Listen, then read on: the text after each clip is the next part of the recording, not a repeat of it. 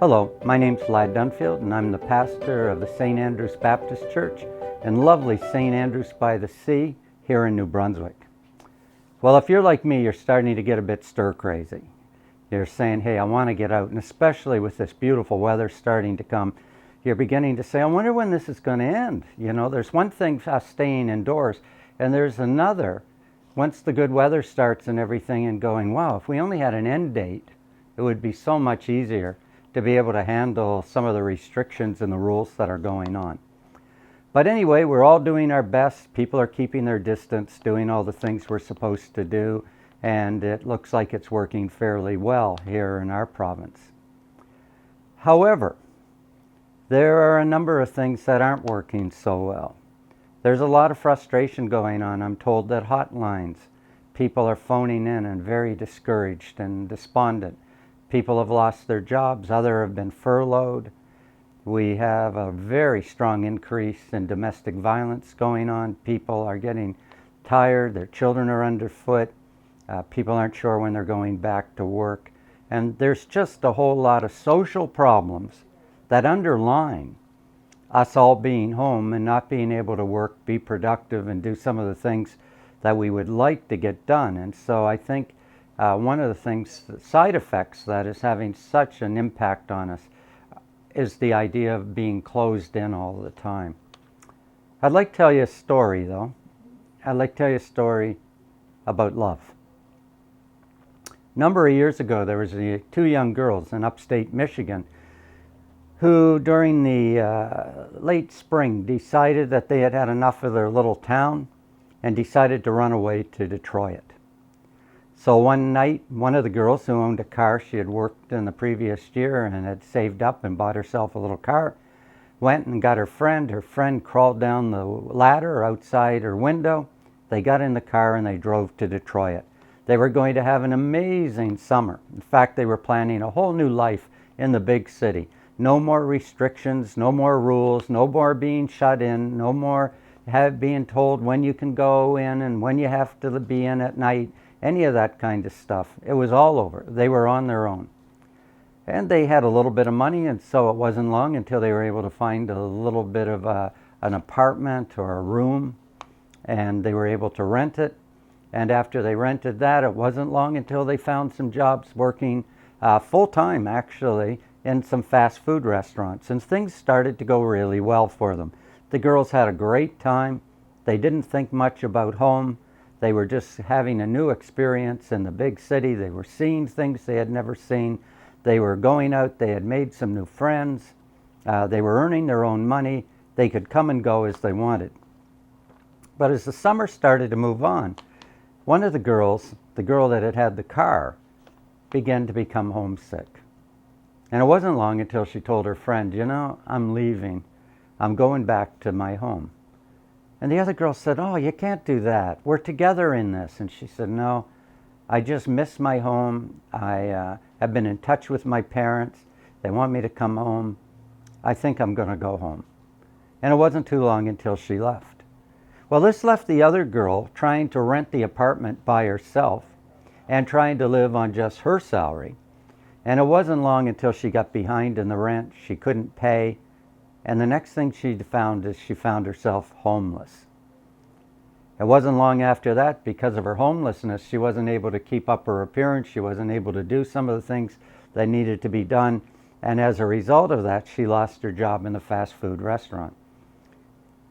That put her out on the street. She had nowhere to go. She really didn't have any close friends that could take her in. And one day she was just walking down one of the streets in downtown Detroit, and she came near a hostel for taking people in, homeless people. And she was desperate by now. She hadn't had a place to stay in days and days. She was sleeping rough. So she went in. There was a really pleasant woman working in there, and she said, yes, we'll take you in for a while.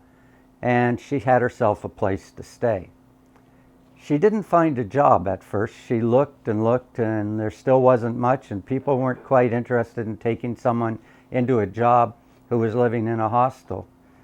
And so days kind of just drug on. And one day the lady that ran the hostel said to her, she said, you know, you're a nice girl.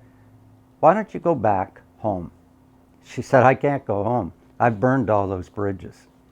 And the girl said to her dad, just phone your parents. Just tell them you want to come home. See what they say. You've got nothing to lose. So she finally one day picked the phone up in the office and she phoned home and there was no answer. She felt that she was a bit discouraged about that because she was kind of hoping down deep that her parents would answer, but they didn't. So another week went by and the lady that ran the hostel said to her again, she goes, why don't you try again? And this time she was a little more anxious to do it, and so she phoned home again and there was no answer. And now she was quite disappointed that she hadn't been able to speak to her parents. A few days later, the lady said, here's what I want you to do. I want you to pick the phone up. I want you to phone home. When you phone home, I want you to leave a message. Tell your parents that you're coming home and you're going to take the bus out of Detroit this very evening and late this afternoon, and you're going to be home sometime tonight. And for some reason, the girl said she did it. She phoned home, hoping to speak to her mother, but again, no one answered. So she left the message. The woman handed her a ticket. She had pre-bought a ticket. She said, I knew you would go. So the girl got on the bus and she began that long drive during the late afternoon, evening, and into the night, all the way up through Michigan. And as they went to every little stop, every little town, more and more people got off and it got darker. And soon she found that it was just her and a couple of other people on the bus. And eventually, quite late at night, she came into her little town. The bus pulled up to the bus stop and there wasn't a light on. She said her heart sank at that time. She didn't know what to do, but she had come that far, so she decided to get off. And as soon as she stepped off that bus, every light in the place just lit up. The doors to the bus depot were thrown open. Then out came her mother, her father, her best friends, kids from school, kids from her church youth group. Her grandparents were there. Her brother was there. Neighbors were there. There were over 100 people. And there was a huge banner across just saying, welcome home, we love you. You know, this coronavirus has kept a lot of us beginning to wonder about the ideas of love and compassion. We're getting a bit frustrated and a bit painful in some of the things we have to go through. And we need to stop and think about love. We need to just say, whoa, whoa, whoa, I know I'm in this situation, but I've got to get it straightened out. And being angry, being frustrated, taking the frustrations out on each other, that's not the answer. I'd like to read to you something from the Apostle Paul. And it's found in the book of Ephesians, the 4th chapter, verses 1 through 3. And I just think this is amazing advice to the people in the first century, but I think it could be really helpful to us living through this coronavirus if we just stopped just for a moment and we said, okay, we never made this situation, but we're in it. Here's how a better way to handle it than by becoming angry, frustrated. Paul writes, I urge you to live a life worthy of the calling you received. Be completely humble and be gentle. Be patient. Bear with one another in love. Make every effort to keep the unity of the Spirit through the bond of peace. You know, sometimes when people can't go around someone, it's a peace bond that's put out against them. But here Paul says it's a bond of peace. And what Paul's saying is, hey, in the situation that we find ourselves, in the kind of thing where we're locked down, we're in house isolation and all these kind of things, these are things we should think about. Maybe it's time to be a little more humble, not jump off when everything just doesn't go right for us. Maybe it's time to be more gentle. Watch what we say. Watch how we say it to each other. Maybe it's time to be more loving towards each other, more caring towards each other. Because after all, everybody in the house is in the same situation as you are. And maybe it's time for us to have patience, to take our patience instead of just flying off the handle when something doesn't go right. And just remember, this is going to pass. We're going to get through this coronavirus. We're going to get through all this garbage. And things are going to get somewhat back to normal. People who have lost jobs are going to find those jobs are going to come back. We're going to find that schools are going to open again next fall. All of these things are going to take place. But now is a real time for us to exercise inner spirituality. It's a time for us to be able to sit down and just go, you know what? I don't need to be angry and frustrated and frightened. I mean, some of the hotlines, people are phoning and just saying, I'm so frightened, I'm so scared, I'm overwhelmed. There's no need to be. Just stop and go into that inner strength that's within you. And you all have it. It's God-given, and it dwells within you, the ability to be patient, to be kind, to have love, to find peace, to have security in our lives.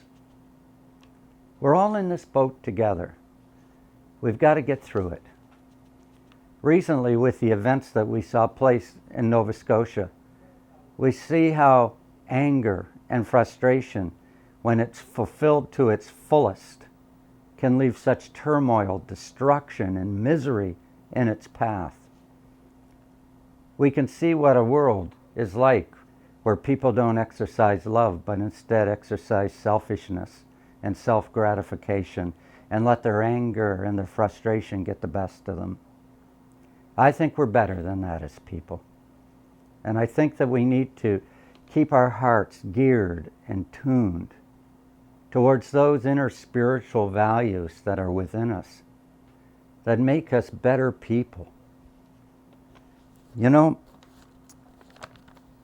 in Philippians chapter 4, it says, rejoice in the Lord always, and again I say rejoice. Let your gentleness be evidenced to everyone. Don't be anxious about anything, but in every situation, by prayer and petition with thanksgiving, present your requests to God, and the peace of God, which transcends all understanding, will guard your hearts and your minds. So maybe this week might be a time, if you haven't prayed in a while, instead of losing your patience or becoming more frustrated, to just realize that God wants to give you a peace that passes all understanding. He wants to give you a rest from all these struggles you're going through. So put yourself in God's hands this week and just say, here I am. I'm going to try to be more patient, more caring, and more loving. I'm Lad Dunfield, and I'm the pastor of the Baptist Church here in St. Andrews. And once again, I want to thank CHCO for giving this opportunity to the faith community during this time of the coronavirus. Thank you.